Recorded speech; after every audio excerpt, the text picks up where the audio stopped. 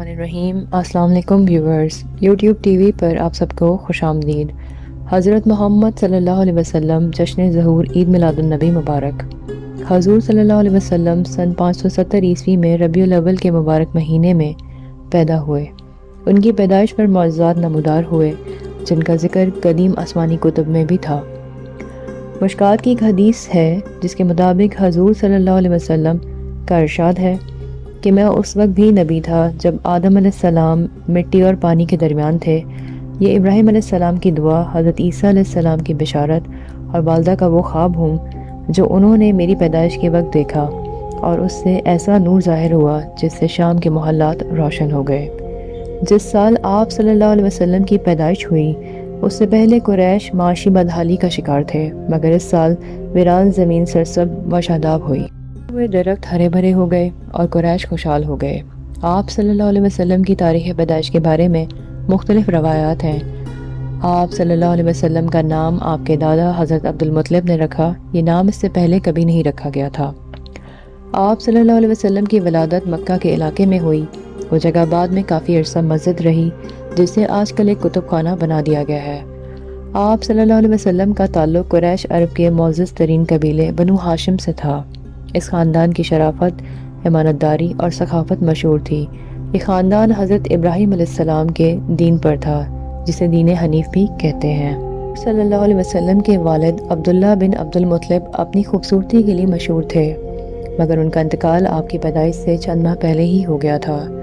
والدہ کا نام حضرت آمنہ بنت وہب تھا۔ آپ صلی اللہ علیہ وسلم کے دادا قریش کے سردار تھے۔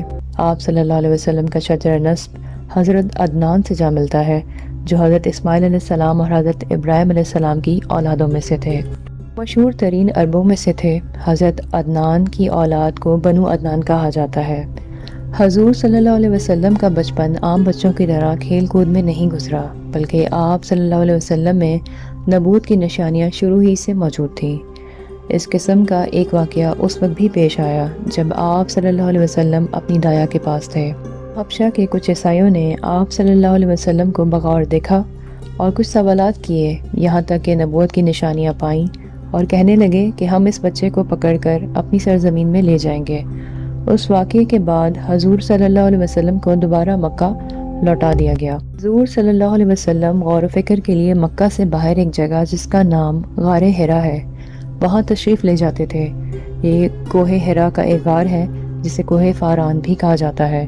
610 عیسوی میں حضرت جبرائیل علیہ السلام وحی لے کر تشریف لائے۔ اس وقت آپ صلی اللہ علیہ وسلم کی عمر 40 برس تھی۔ مسجد الاقصیٰ جہاں سے سفر معراج کی ابتدا ہوئی، 620 عیسوی میں آپ صلی اللہ علیہ وسلم معراج پر تشریف لے گئے۔ اس سفر کے دوران آپ صلی اللہ علیہ وسلم مکہ سے مسجد الاقصیٰ گئے اور وہاں تمام انبیاء کرام کی نماز کی امامت فرمائی۔ پھر آپ صلی اللہ علیہ وسلم آسمان پر اللہ تعالیٰ سے ملاقات کے لیے تشریف لے گئے۔ وہاں اللہ تعالیٰ نے آپ صلی اللہ علیہ وسلم کو جنت اور دوزخ دکھائی۔ وہاں آپ صلی اللہ علیہ وسلم کی ملاقات مختلف انبیاء کرام سے بھی ہوئی۔ اس سفر میں نمازیں فرض ہو گئیں۔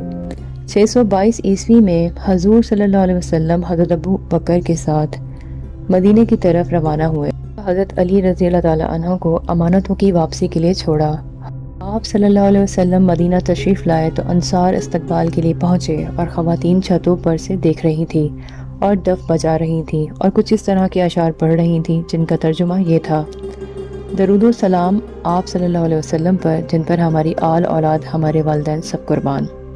اللہ تعالیٰ نے قرآن مجید میں فرمایا: بے شک اللہ اور تمام ملائکہ آپ صلی اللہ علیہ وسلم پر درود و سلام بھیجتے ہیں، تو اے ایمان والو تم بھی آپ صلی اللہ علیہ وسلم پر سلام بھیجا کرو۔ تو ویورز، یہ تھی نبی کریم صلی اللہ علیہ وسلم کی زندگی کی کچھ اہم معلومات جو ہم نے آپ سے 12 ربیع الاول کے موقع پر شیئر کی۔ اگر آپ کو ہماری ویڈیوز پسند آئیں تو ہمارے چینل کو لائک کیجیے، سبسکرائب کیجیے۔ Thank you so much.